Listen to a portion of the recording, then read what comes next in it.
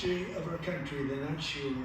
As president, I'm fighting every day to reverse this damage and make America affordable again.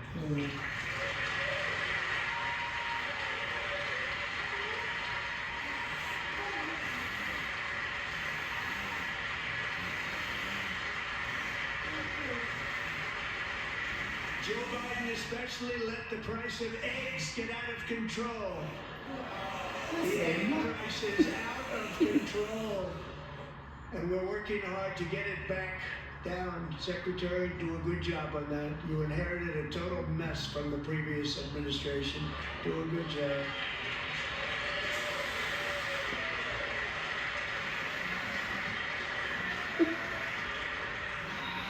A major focus of our fight to defeat inflation is rapidly reducing the cost of energy. The previous administration cut the number of new oil and gas leases by 95%, slowed pipeline construction to a halt, and closed more than 100 power plants. We are opening up many of those power plants right now.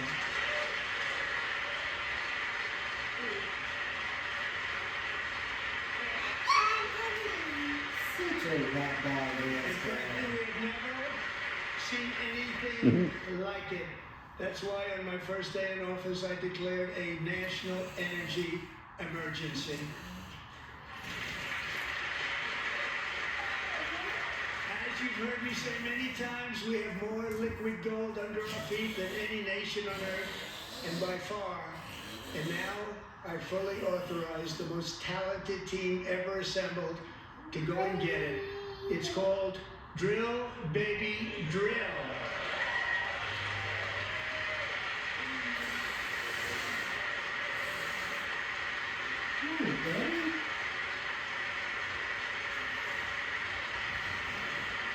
My administration is also working on a gigantic natural gas pipeline in Alaska, among the largest in the world, where Japan, South Korea, and other nations want to be our partner with investments of trillions of dollars each. There's never been anything like that one.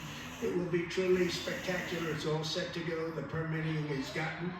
And later this week, I will also take historic action to dramatically expand production of critical minerals and rare earths here in the USA.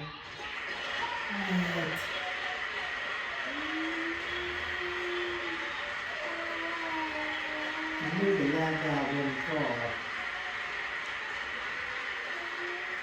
To further combat inflation, we will not only be reducing the cost of energy, but we'll be ending the flagrant waste of taxpayer dollars.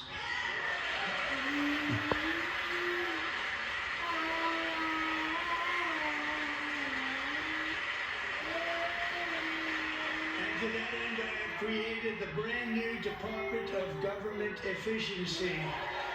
DOGE. Perhaps you've heard of it.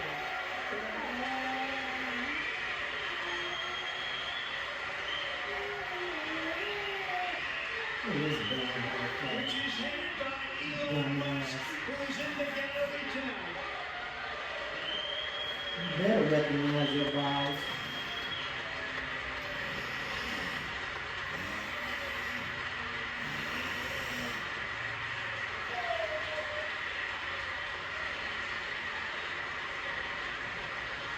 Thank you, Elon.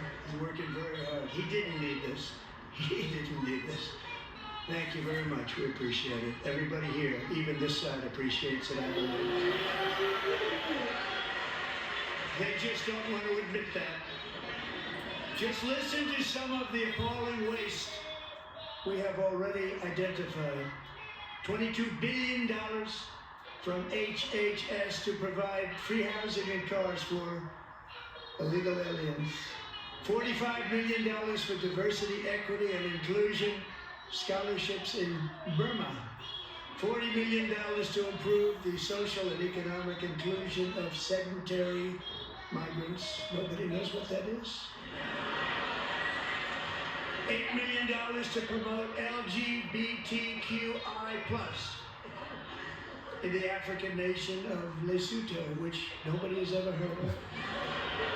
$60 million for indigenous peoples and Afro-Colombian empowerment in Central America, $60 million. $8 billion for making mice transgender. This is real.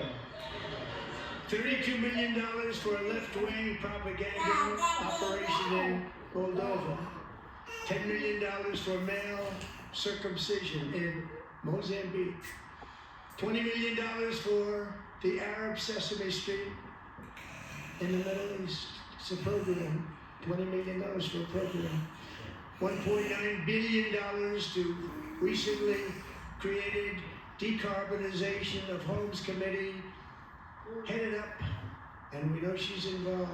Just at the last moment, the money was passed over by a woman named Stacey Abrams. Have you ever heard of her?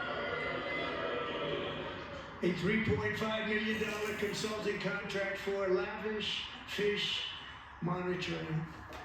$1.5 billion for voter confidence in Liberia. $14 million for social cohesion in Mali. $59 million for illegal alien hotel rooms in New York City. He's a real estate developer. He's done very well. $250,000 to increase vegan local climate action innovation in Zambia.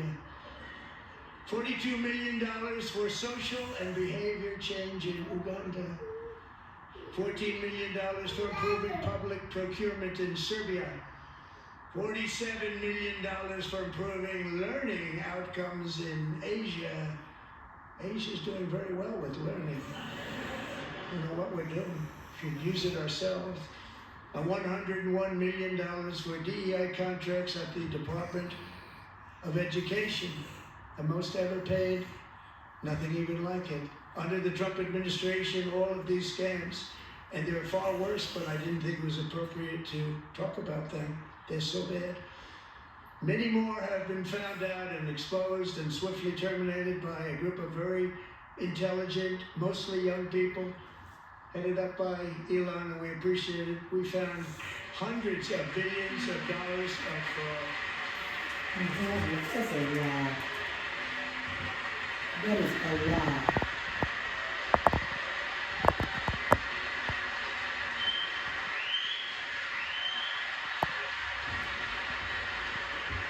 We've taken back the money and reduced our debt to fight inflation and other things. Taking back a lot of that money. We got it just in time. This is just the beginning. The Government Accountability Office, the federal government office, has estimated annual fraud of over $500 billion in our nation, and we are working very hard to stop it. We're going to.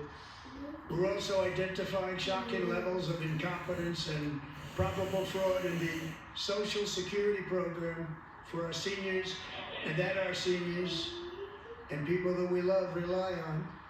Believe it or not, government databases list 4.7 million Social Security members from people aged 100 to 109 years old.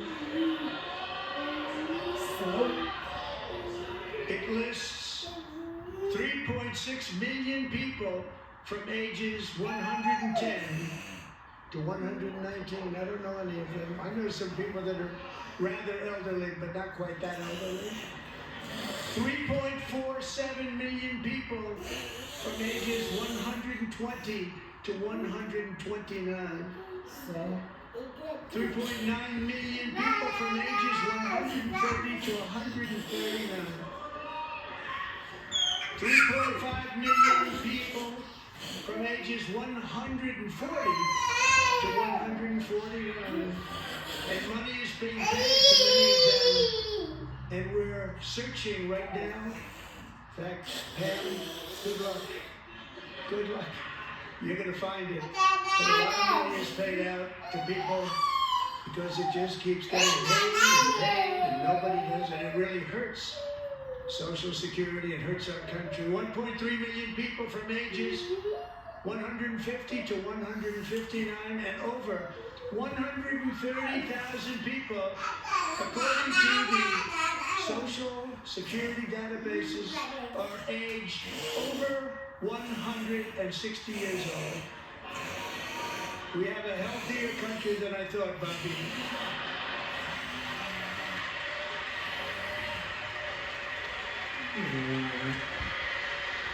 That's a lie.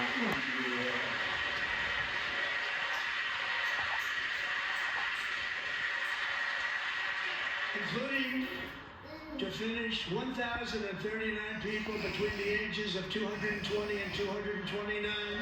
One person between the age of 240 and 249. And one person is listed at 360 years of age. More than 100 years.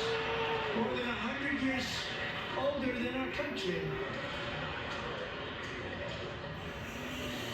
But we're going to find out where that money's going.